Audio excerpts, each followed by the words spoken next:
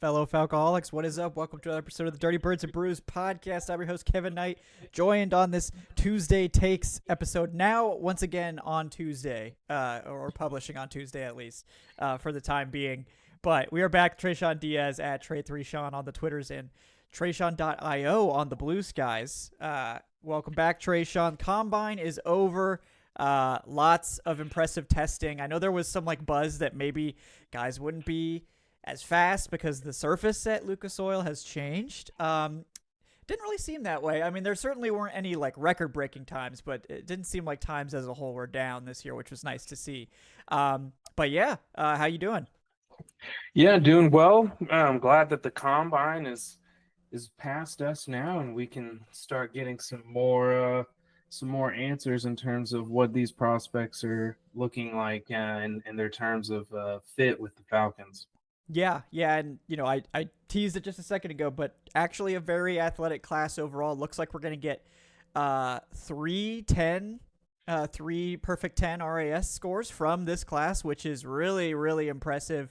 We'll talk about those guys, obviously, because they deserve special shout-outs, especially the third one, which I don't think anyone saw coming, really, the wide receiver from Nebraska. So it's a little tease, folks. Also had a 9.99 and a couple 9.98s. So, surprisingly athletic class overall. I know there was some hate directed at this class, like maybe it's not very good or whatever. I think that's always a little overrated.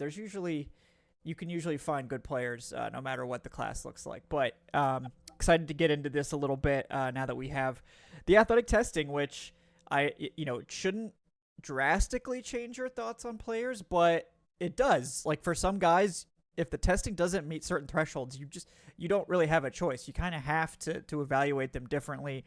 Tight end is one of those positions where it's like if you don't meet a certain level of production, there's a clear track record of just tight ends that don't meet this level of athleticism just don't produce as receivers. You can still be a successful blocking tight end, obviously, but and there's certain thresholds that guys have to meet, and for me, this is kind of the last for guys that I've watched, the top guys. The athletic testing is a decent chunk of their scouting grade for me, so that can sort guys into that first round versus day 2 range. For a lot of these guys, it can be the difference in those grades. So excited to get into this class with Tre'Shon. Before we get too excited, I want to get you guys real quick a word from our sponsors. First of all, we have BetOnline, and folks, BetOnline is the world's most trusted betting platform and your number one source for online betting in 2025. Whether you're a seasoned fan or a first-time bettor, BetOnline's your ultimate game day companion with the largest selection of odds on everything from NBA and now, of course,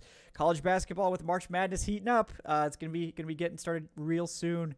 To the NHL and UFC, BetOnline continues to be your number one sports betting source. From every three-pointer to every hat trick, BetOnline's got you covered with odds, stats, and more for every game, every play, and every win. Make sure when you sign up to use our promo code BELIEVE, that's BLEAV, to get access to the latest promotions. The website is betonline.ag. Go check those guys out. BetOnline, the game starts here. All right. And I do want to shout out Underdog Fantasy. The ad read has ended for Underdog. I appreciate those guys for sponsoring the show, so I'll give them one final shout out here. Definitely go check out Underdog Fantasy. I don't know if our code is still working, but you can give it a try to get access to the latest promotion, which is, I believe, $1,000 in bonus cash and a free pick. And the code for that is BIRDS, BIRDS, like Dirty Birds and Brews. So may still be active if you want to try to get in on that at the end here. But thanks, Underdog, again. We appreciate you guys. All right, Tre'Shon. Well, should we start with the perfect 10s, or is there someone in particular that you wanted to kick this off with? No one in particular for me. So yeah, we can start with those 3 you identified. Yeah. Well, I know one of them we talked about on our last show, like in anticipation of this workout, but I wasn't exactly predicting 10.0 number. But that would be obviously Shamar Stewart, who did, of course, set the record for most athletic defensive end. Comes in at 267, which obviously is like a 15-pound drop, 20-pound drop from the Senior Bowl. And, I mean, with this testing, I don't know that I would ask him to go back to 290. I think I might prefer him like this. Yeah. But obviously, even at 280, 290, he's still going to be a crazy athlete. But, I mean, he obviously checked the size boxes that you already knew about. 6'5", 267 even is a good weight for, like, even 267 is like almost 70th percentile weight for a defensive end.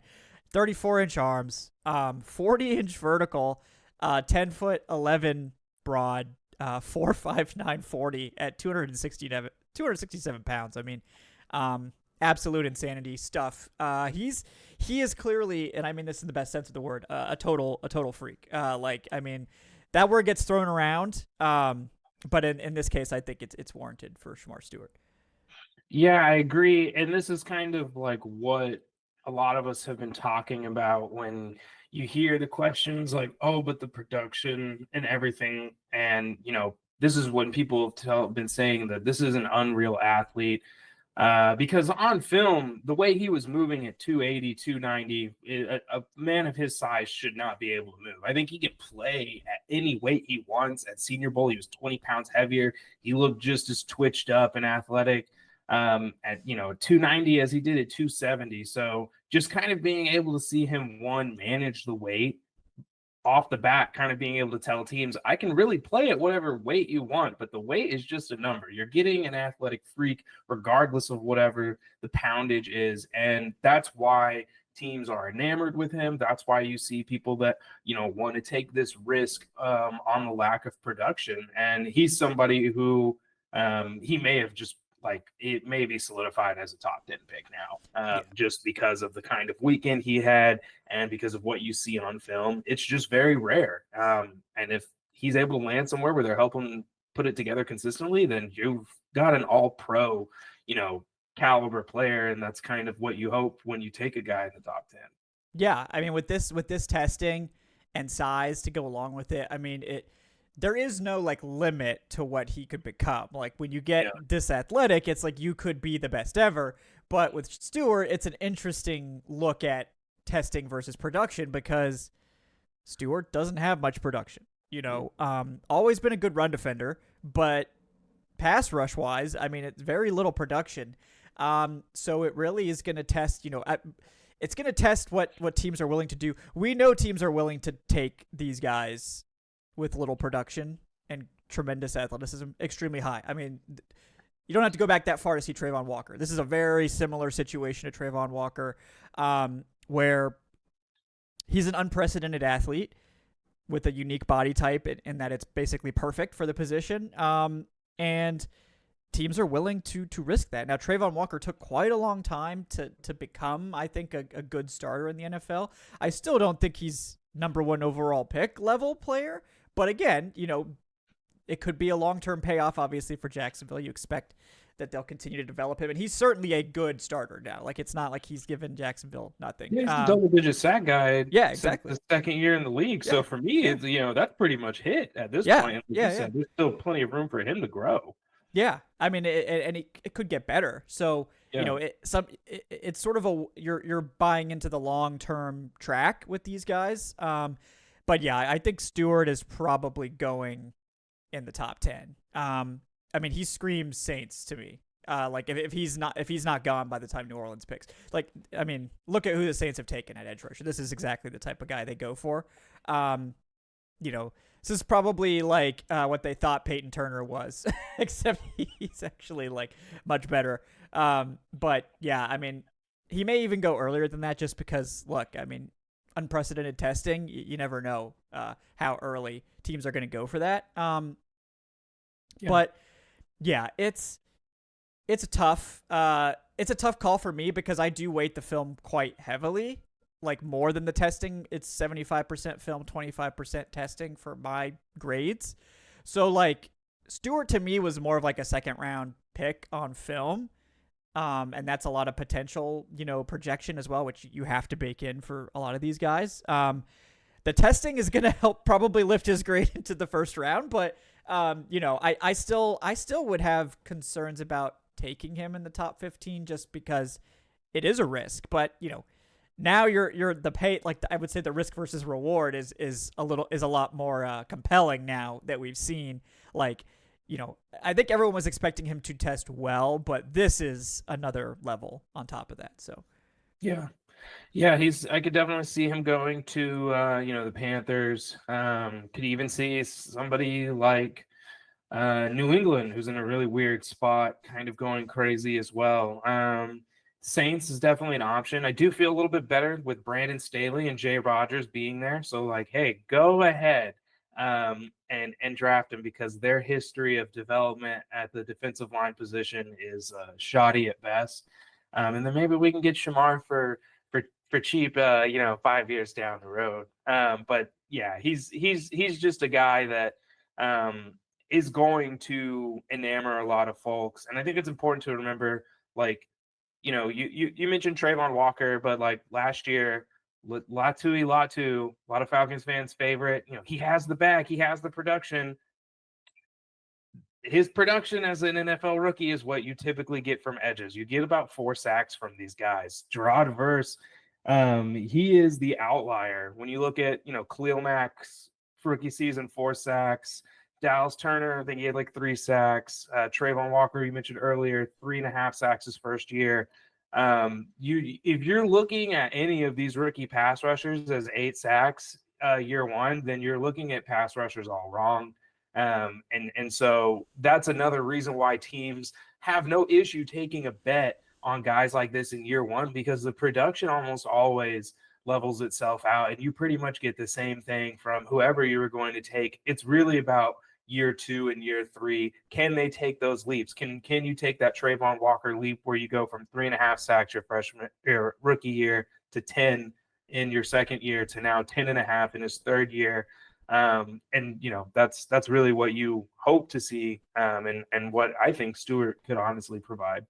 Yeah, that's the trajectory you're hoping to see from Shamar Stewart, and I it's hard to bet against these guys, too. And looking also at what Texas A&M has done with their defensive linemen, and the production has been down kind of for everyone there with what they're asking them to do. I mean, they're asking these guys to play a lot of 4-eye and stuff like that. It's just, it's not the most, like, it kind of reminds me of Clemson a little bit, where it's like these guys just don't have gaudy production numbers. And obviously with Stewart, it's a little bit more like he's also just really raw as a pass rusher. But the trajectory for a strong NFL career is certainly easy to see for him. Next perfect 10.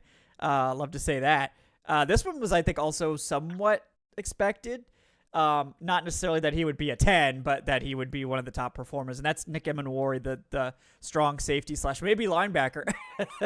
I mean, at his size, from South Carolina, with the perfect 10, measured in over 6'3", 220, 32.5-inch arms, which respectable, very respectable for a safety.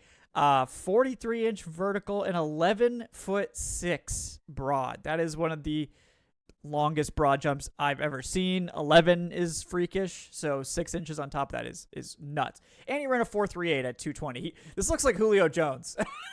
Like, this is Julio Jones numbers and size and stuff like that. So that's what the testing kind of reminded me of. But he is an interesting one too, given his role at South Carolina. But the testing speaks for itself. Yeah, and he literally just turned 21 on February 7th. So you say all those numbers, and the reality is that this isn't the peak of those numbers. He's still a child, or now he's officially a man. He can go buy himself a beer. Yeah. But like, this is somebody who's been a kid. It is still very raw coming into the league, but you can basically look at those numbers and say he's going to get faster than that. He's going to get stronger than that. He's probably done growing. He's probably not going to get taller and longer, but you just feel all of the potential oozing off of this kid. He was on 10 watch for me. I thought that he was going to be able to hit the numbers he needed to, and he did. And from here, it just really falls down onto who is the defensive coordinator that believes they can find the role for him, because it is going to take time. He is a raw prospect. He could be this dime backer piece. He could be this nickel hybrid safety. We aren't really sure yet. Somebody is going to want to figure out, how they can get the most out of this athlete, though, because the numbers are insane. Yeah, it's absurd, like the numbers with this guy, and what he can be is kind of crazy too. I mean, it just incredible stuff. And he's a tough evaluation because, it's kind of, he's one of those guys like Isaiah Simmons where it's like, what do we do with you? Like, do we play you as more of like that big nickel defender? To me, that's probably what he is, because I don't think he has the range to play deep. Even though he clearly has the athleticism, it's just like the change of direction is always going to be the issue for him. The straight line speed and explosiveness never going to be a question mark, but not sure he can really flow in the deep half or anything like that. And the instincts for that deep coverage aren't really there either. But as like a box defender, I mean, he could be elite. And maybe that is just a strong safety role or a big nickel type thing. But his like deployment and usage, I think that's going to make the big difference of whether he hits in the NFL or not. I think it's a big reason why Isaiah Simmons didn't really pan out is because teams just couldn't really figure it out. And some teams just struggle with these guys that are kind of like, you're so athletic and big. It's like, we don't really know where to put you. But to me, it's like, I think he needs like a defined role early. He can't just be someone that's playing strong and playing big nickel and doing like, you need to give him a defined role early and then build it out, not like throw 15 things at him right off the bat. But certainly, I mean, he's a first round lock at this point, obviously, but one of the more interesting guys to project, I think, because the possibilities are endless, but it's almost like somebody needs to find one that is like his home to at least get him started. Yeah. It's either Isaiah Simmons or Kyle Hamilton. It is very tough. And he's somebody who I think, as a coach can be a little frightening, and it can be a lot to take on all at once. I agree with you. I think with these guys, you always want to slow play it. And the tape, I see like a second round prospect. Like obviously you see all of these testing numbers come in, and that's kind of where the hype for round one comes in. But he's somebody who I think like ideally he can be an elite second level defender, cover the intermediate part of the field, and operate within that 10 to 15 yard space. I don't think he's a deep coverage guy. Like you said, it doesn't seem to be at his best. He's got a ton of highlights, though, when he's in the red zone, and that's kind of why I feel like he operates really well in that intermediate. When he only has to worry about 10 to 15 yards, then he is very comfortable. His reaction skills are great.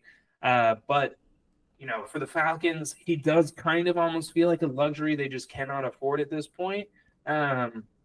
If the situation was a little different, and I think they had, we'll see what they do in free agency, but maybe they get a legit linebacker, and maybe they do bring Justin Simmons back, and then so you can kind of work him into a smaller role at first before trying to force all too much on his plate. But he's an interesting one to watch. He's a fun watch on tape, and like the opportunities for him are going to be limitless with the athletic profile. Yeah, it's pretty absurd what he's capable of athletically. It's just like, like you said, I think he certainly could be. I mean, the Falcons do need a safety. They need a nickel defender, but it's just I think it's hard to slot him into Atlanta despite the impressive testing. I don't know that that's really what they're looking for, but I mean, I don't know exactly what Olbricht's going to try to do. If they want to have Bates just playing single high and have a more like committed box safety, Emmanwori could absolutely fit there. If they want to have interchangeable safeties, that's when it gets sketchier, because I'm not sure he's interchangeable with what Bates does on the back end. So, that could be tough. But again, we don't really know exactly what they're going to do defensively. So that could mean that Emmanwori could be a trade down candidate, because even though he tested crazy, he's still a strong safety who, doesn't really have a clean position projection. So I still don't think he's going to go like top 20, but late first for sure, I think is where he's going to end up, because someone's going to have an idea of what to do with this guy. No doubt there. All right. The final of three perfect 10s in this class, Isaiah Nayor from Nebraska, the wide receiver, who not someone I'd ever heard of. The NFL clearly knows how to pick these guys and get them, get these crazy athletes in the building. But he comes in with over 34, almost 34 and a half inch arms at receiver, which is nuts. Over 6'4", 218. Runs a 4.4 at that size, with a 38-inch vert and over an 11-foot broad jump. A 1.51 10-yard split allegedly, which if that holds, that would be insane. So yeah, I mean, not a guy that had much college production. He did have a breakout year at Wyoming in 2021. Then he went to Texas, had one catch. That's not great. Then ended up at Nebraska for the final season, where he did have a respectable season, but nothing crazy. Although I will say his first season at Wyoming, where he played at all, in 2020, averaged 31 yards per reception on 8 catches. So that's about as high of a yards per reception you'll ever see.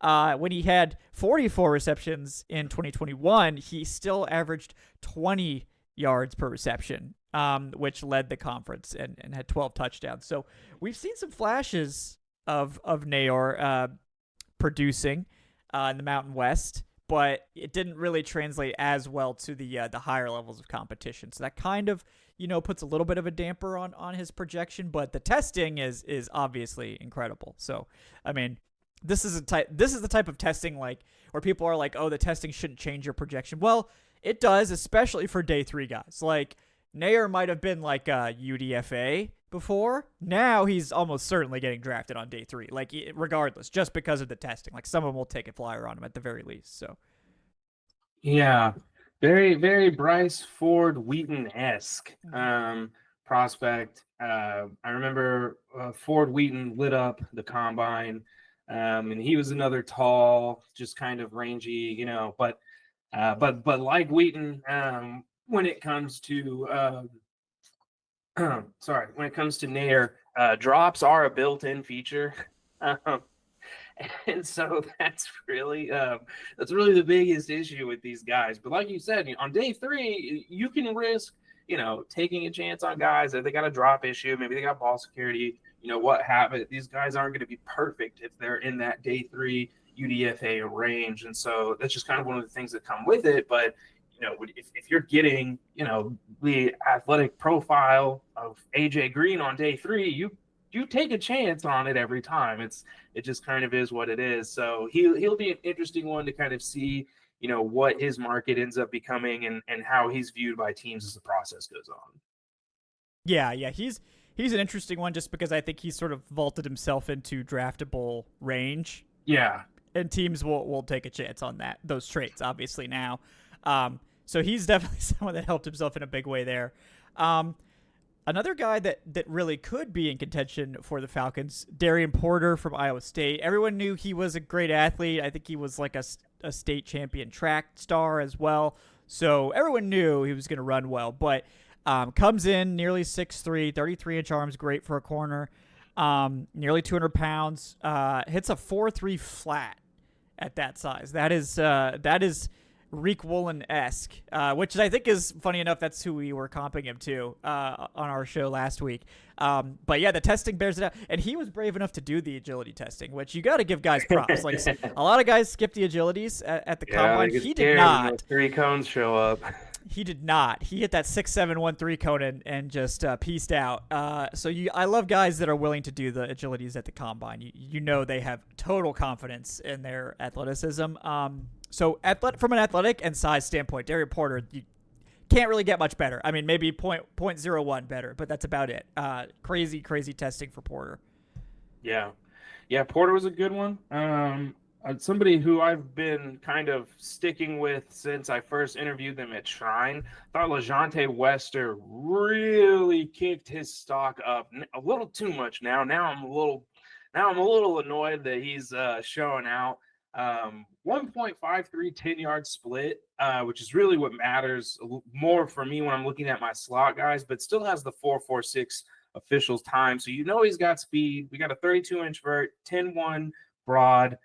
He's only about 5'9". He's a little lighter, but that's okay because we have the measurables everywhere else that we need to see to make up for that size. Return history, level 3 route runner. Somebody I really just like the team to be able to land on day 3. There does seem like there's going to be some good options, some good athletic profiles, and the offense, like, it just needs that next little injection of juice. And same with the return game. You kind of get both of that with a pick like this, and then somebody else similarly to him that I think you could find on that day 3 would be Jaden Blue, who Jaden Blue wasn't even on PFF's big board of like 300 something plus players coming into the combine. He's just ripped off a 4.38. Now everybody won't shut up about him. Unfortunately, he is somebody whose stock is also now climbing into a range that I do not like.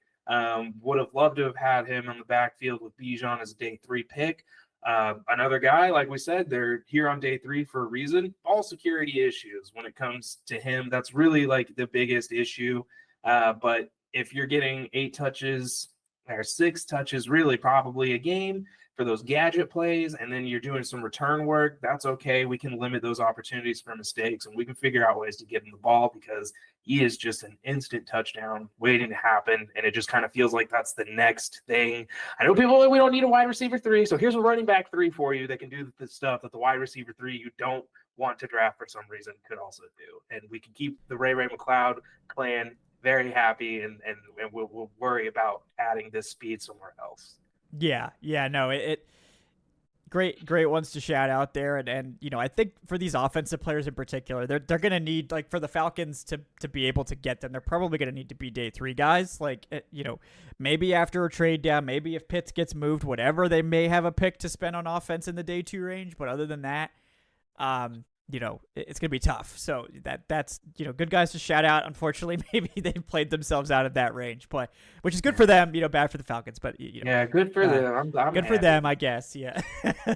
But speaking of offensive players, like, there's been more and more buzz that Drew Dahlman's going to get a ridiculous contract, like a contract far beyond what anyone would expect, because teams have money to throw around and they want to throw it around. So the buzz, you know, that we got over the weekend was that teams are potentially offering a Creed Humphrey contract to Drew Dahlman, or are preparing to do so, which is way too much for Drew Dahlman. I mean, let's be honest. Like, I was happy paying like $13 million for Drew Dahlman.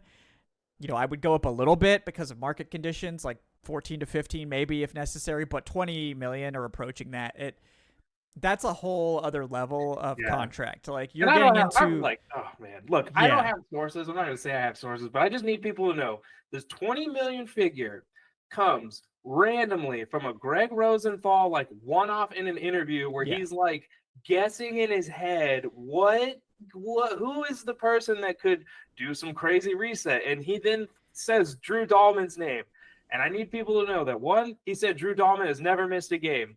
He then repeated after that. He goes, okay, wait, he actually missed half this season. And Greg, just so you know, he missed 5 games in 2023 as well. He does not mention anything about Dahlman as a player, other than that he thinks he would be a really good fit for a team like the Packers, a team who is literally going away from wide zone scheme, the opposite of what Dahlman wants to do. So I'm just saying, like, 20 million is absurd. It is absurd. We're going to probably hear 13 million. It sounds like 13 million is the floor, unfortunately, because that was kind of like my ceiling. My hope was the ceiling.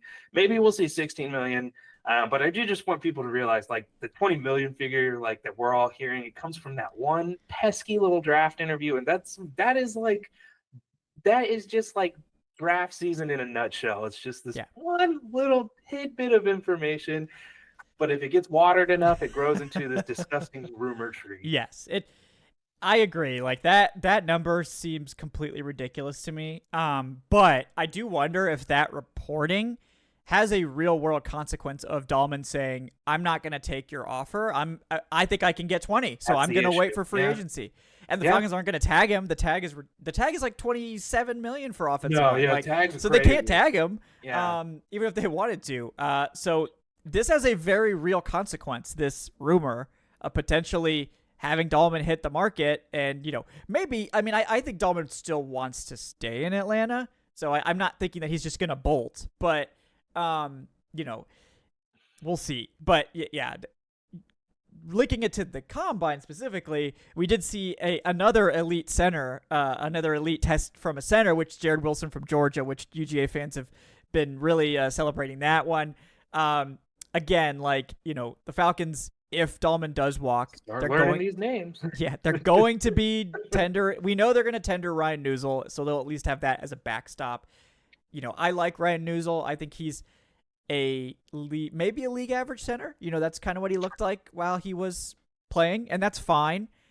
I think obviously going from arguably the NFL's best like zone blocking center to Ryan Newsel is going to hurt the run game. Actually won't hurt the pass game that much. I mean, we saw that they're both pretty average pass protectors. I guess the upside with Newsel is that he's only played center a couple years, so it's not unreasonable to think he could continue to improve. But a guy like Jared Wilson obviously tested out really well. 9.98 at center. Came in with good size too, 6'3", 310. You like to see that. Good jumps. Ran the shuttle. Props. 4.56 shuttle at 310 is really, really impressive. And clocked a 4.84 40, which the 40 doesn't matter that much for offensive linemen, but like for zone scheme offensive linemen, I mean, and it hit that 1.72 10-yard split, which is also elite. So those are excellent numbers.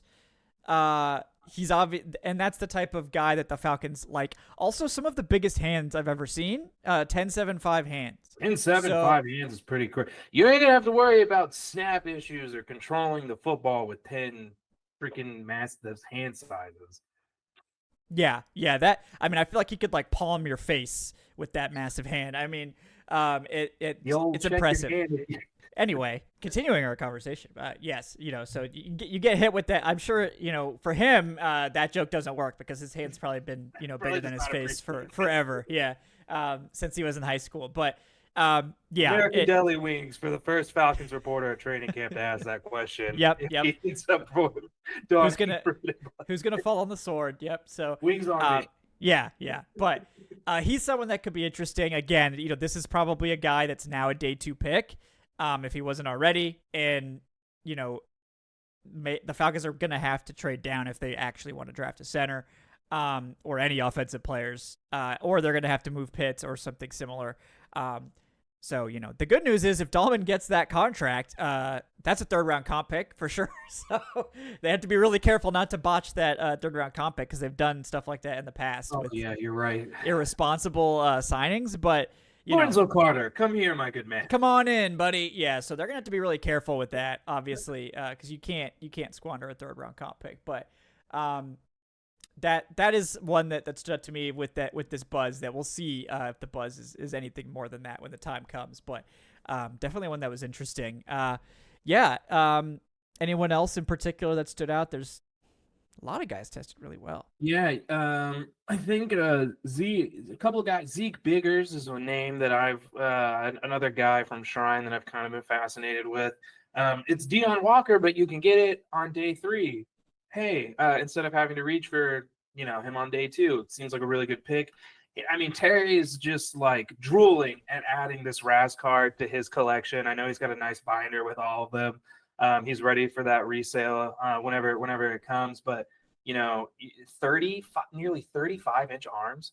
He 320 pounds, running almost a 5-foot flat 40. The guy is just like ridiculous. And I mean, a 1 tech with the name Biggers. Come on, what are we like? Elite. Elite. They need to open up 00 just for him. Like, I mean, seriously. And he's already in town. You know, he's just down the road. He's been at Georgia Tech, so he's just a guy that I think he checked all the athletic boxes. He had like a almost 35-inch vertical or something as well. So like the explosive metrics were great.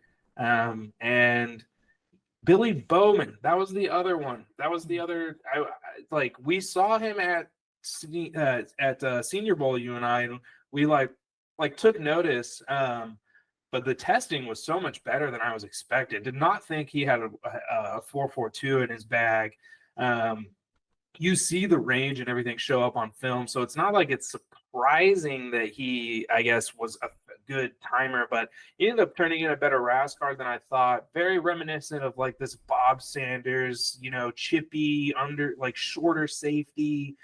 Was gonna, really, I think he was just made in a angry lab. I don't know. I don't know what you want to how you want to categorize him, but he's just a dude that likes to hit people.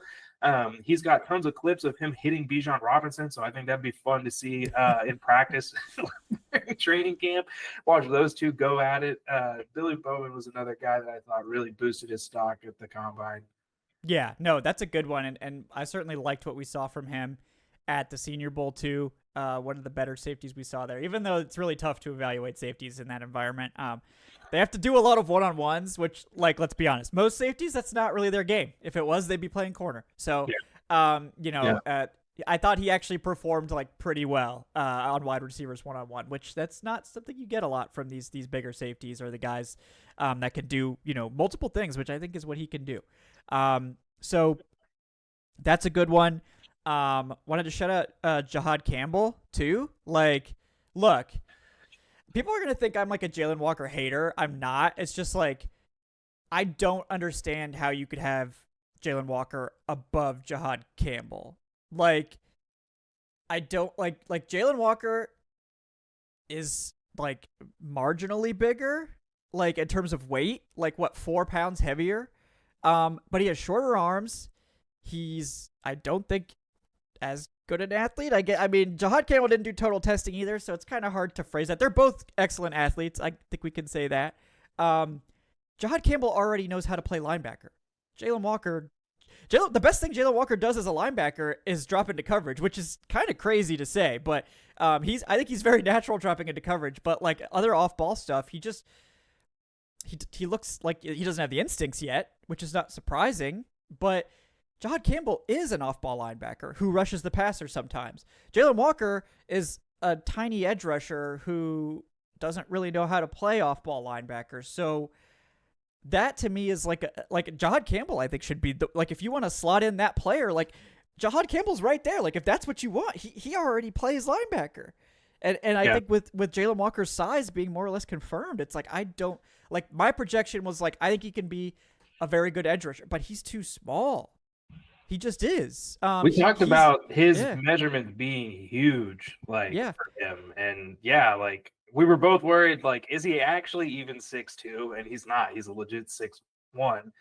And there have been guys that have succeeded at that size and stuff, and like we're not saying like that is like, oh, you can't draft him now, but it does just seem like back to our Nick Emmanwori conversation, this is like a nightmare of a draft pick because you have like you need to figure out where you start and then like what you can even build off of from that. It's going to take a lot of time. It just does not feel like a player they can take that this current regime can risk taking right now because they don't have 3 years to develop guys. They took their development guys last year. They took Rook, they took Dorless, like that was their like we want to take players that'll be good next year draft. They said as much. They can't do that again this year. Because if they do and then they miss the playoffs, well, somebody else is going to get to develop those guys, and it's not going to be the people in the building. Yeah, and like turning the conversation around, like I'm fine with Jahad Campbell at 15. Like this could be the latest in the string of guys I take in the second round in my first mock draft. End up going to the Falcons in the first round. So Keanu Neal, I had Chris Lindstrom. Who else? There was somebody else in there too. It was just like, wow, I should just like learn from this and stop thinking that these guys are going to fall to the second round. But Jahad Campbell can help the pass rush. And he's gonna be a big boost inside too. Like, and I think like having him next to Caden Ellis is actually people might be like, oh, well, he's just another Caden Ellis. Like that's kind of redundant. No, I think it's actually great because both of them can rush. Like if you double mug the A gap with these guys, like you actually don't know. Like in most situations, you'd be like, oh, Ellis is coming, the other guy's gonna drop. But like with Campbell there, it's like they might both come. Campbell might go and Ellis might drop or whatever. Like I think having both guys, like the interchangeability really can muddy things for the offense where they don't really know. Like they're both, so I think that could actually be sort of a very interesting twist to this defense is to get these two linebackers that really play a similar role and can do a lot of the same stuff. And would also just give them like a large linebacking core, obviously, which is, if you're going to be light, if you're going to have lighter guys around, having those two big linebackers, like if you're going to play nickel, getting those two big linebackers can help, solidify your run defense, certainly. So I do think he's someone that should be in consideration, and this testing kind of more or less confirms it on top of the tape. So Yeah, and I just personally, Caden, he does not move well backwards at all. You can watch him get routed up by Kenneth Walker if you disagree. And Campbell, literally, when you asked him about it at the combine, he talks about Tampa 2 specifically, talks about dropping to the hole, Loving being able to have the ability to do that. His speed shows up. That is something that we just don't have right now beyond, Troy Anderson, who is, Mr. Inconsistent in terms of his health right now. And that's, to me, when I think of the duo that you could actually have at linebacker that is enticing and sounds extremely fun for a year, it would be Anderson and Campbell, because you're talking about the most juiced up, ridiculously athletic linebacker duo in the league. And then Ellis can do all the non-traditional sim pressure stuff, everything like that in the world, that he really excels at, because he's much better at all of the other aspects of playing that kind of, gadgety linebacker role than playing as a true inside guy. So Campbell at 15, I think makes a lot of sense for them. And he's definitely somebody that I think, we've kind of been high on since the beginning, because he fills a big role for the Falcons. Off-ball linebacker is important to this team. Overall, the conversation, you could, whatever, it kind of gets treated like the running back position when it comes to defense and the positional value argument. But if you're a team, like you said, that lives in nickel, puts a lot of pressure on those level 2 defenders, you need somebody that can handle it. He is that guy. Yeah. So I think he's definitely someone to consider. Other guys I just want to shout out. Darius Alexander, I think, solidified himself as like a late first, early second guy with that testing. I was hoping maybe he could fall to the second. Maybe that would be a potential value add, but he's probably going earlier than that, with given his Senior Bowl and the testing. And then Jahdae Barron, showed up and I think checked the boxes that you wanted to check if you're considering him as like a first round corner. Sub 4.4 speed, close to 5'11", which is good for him. I think a lot of people thought he was shorter, which would not be great, but he's 5'10" and 6'8". If you're 6'8" or more, I'll give you 5. I'll give you the next inch. You're close enough. And nearly 200, which again, he's thick. Good size, honestly. He's thick. The jumps were good. Especially the broad. They weren't elite, but the speed, and I'm sure the agility testing when he does it at his pro day will be excellent. So to me, like Barron's one of the cleanest evals in the class. Like, and I don't really think outside is like his home in the NFL, but he absolutely can play outside. Like, he has played it quite a bit. I think he's an elite NFL slot, but if you needed someone in a pinch to play outside, I think he certainly can fill that for you. So he's still somebody that I have near the top of my board for the Falcons, because he is super clean. Like, 9.0 RAS, no athletic questions, a little small, but slot corners can be smaller. It's okay. Like, especially when the tape is as good as it is with Barron. Like, he's one of the, I love clean evals. I love guys that you're not concerned about, can they do this? Barron is a plug and play starter. And that's hard to do at corner, I think, in the NFL.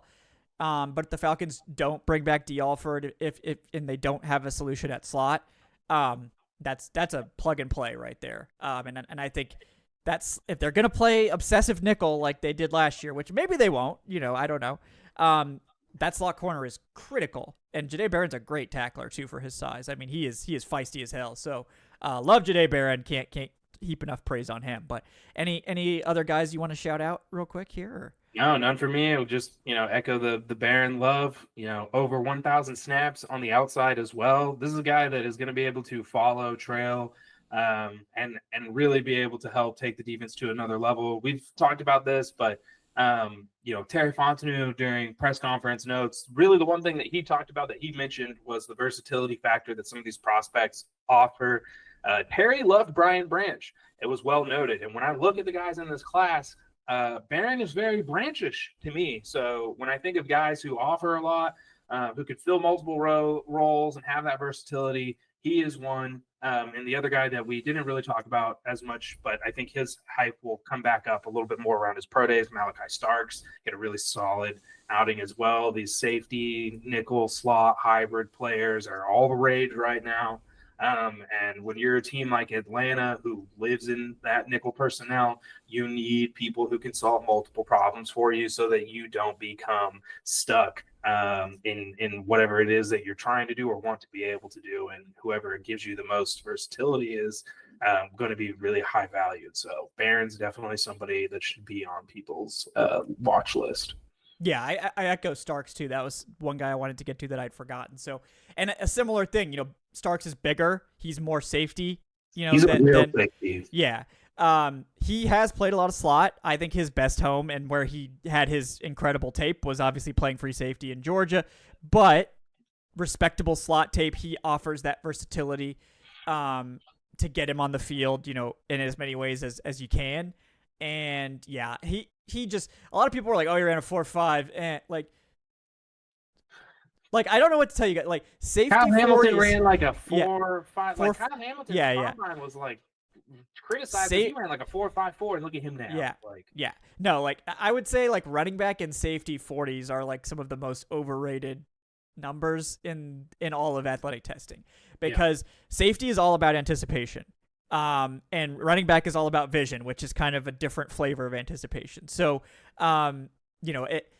those are way more important. Like you just need to check the box. Like you can't have 4.6 safeties. Okay. There are limits, but if you get in, especially he's a 4.5 flat guy. I mean, I have no concerns. Yeah. Like that is like literally identical, I think, testing or close to it to Jesse Bates. So that would be hilarious. It's like, well, who better to put next to Jesse Bates than, Jesse Bates Jr. So, that would be fun though. Like, and that we talked about interchangeable safeties. So like if they want interchangeability on the back end, there you go. Basically the same guy. I mean, he hasn't achieved what Bates has in the NFL. But like when you look at them, he seems like it would be a natural succession plan, and like the athletic profile almost lines out perfectly. Like it's a lot to say that, but like, I don't think people really even view Jesse Bates as the player that he is now until he got to Atlanta. So again, safeties are often disrespected or not really valued as much as they should be. So I'm with you. I see it with Starks. Yeah. I think that duo during Stark's rookie contract would be just incredible. And then probably by the time you're signing Starks to his first deal is probably when you're looking to either Jesse Bates is like getting another contract and is taking a pay cut because he's in his starting to get into those mid-30 numbers. Maybe you could stick him around even longer, but it's nice to have that clear, like they get to play together and have this best safety tandem, and then the torch gets passed eventually to Malachi Starks in 5 years. So, love that idea. Like I think everyone's laser focused on edge, and like we understand why. Like I understand, guys. But they just need to make the defense better. And if that means drafting an elite safety, if that means drafting an elite slot, if that means drafting an elite linebacker, you need to get an elite player. Whatever you got to do. And by the time 15 rolls around, the edge board might not be as good as you want. So you got to be able to pivot and not take the third or fourth edge and instead take the number one linebacker or the number one slot or the number one or two safety, So and especially if they're going to trade down, like at that point, you're really looking hard at like Jahad Campbell, Jahdae Barron, Malachi Starks in like the 20-ish range. And that's another reason I think trade down makes a lot of sense, because this is the depth of this class. If you're looking for these sort of secondary, quote unquote, not like defensive secondary, but like secondary value positions like linebacker, safety, slot, corner, there's a group of these guys in that early 20s range, whereas teams that are looking for like a top receiver, those guys are going to go. There's like 3 or 4 of those guys and they're going to go. So like at 15, if one of these playoff team wants Matthew Golden or Egbuka or one of these guys, they might have to get up to 15 to get them. So that could be an opportunity for Atlanta to trade down, get the guy they want, and help out hopefully an AFC team get the guy that they want. But it's a good class. I think it's a little bit of an underrated class, which is weird to say, but there's a lot of depth, and that's good. for the Falcons, and I think this is a class where you got to try to get more picks because the depth of the day 2 is the strength of this class, and I think the Falcons probably understand that and know that they gotta figure out a way to do that. So we'll see how they navigate it. But Tre'Shon, thanks so much for your insights as well, guys. He's Tre'Shon Diaz at Tre'Shon on the Twitters, at Tre'Shon.io on the Blue Skies. Anything else you're working on you want to let the people know about? No, just stay tuned in to all our great Falcoholic content because we are going to start pumping out more and more stuff, especially with free agency, like just right around the corner. Yeah, we're gonna be launching off into that very soon, and then the offseason obviously kicks into high gear once free agency gets going, because then it's a marathon run to the draft as well. So, guys, I'm Kevin at Falcon Kevin. Thank you guys for watching Dirty Birds and Brews podcast. Tuesday Takes. Please like, subscribe if you haven't done so already. If you got comments, who were guys that stood out to you at the combine? Who are guys that you would like to see the Falcons draft or testing that surprised you? We'd love to hear from you. Drop your comments there. If you want to support the show, you could do so on Patreon, patreon.com/FalconHawkLive, or you can join up with the YouTube channel memberships. Appreciate all your support there, guys.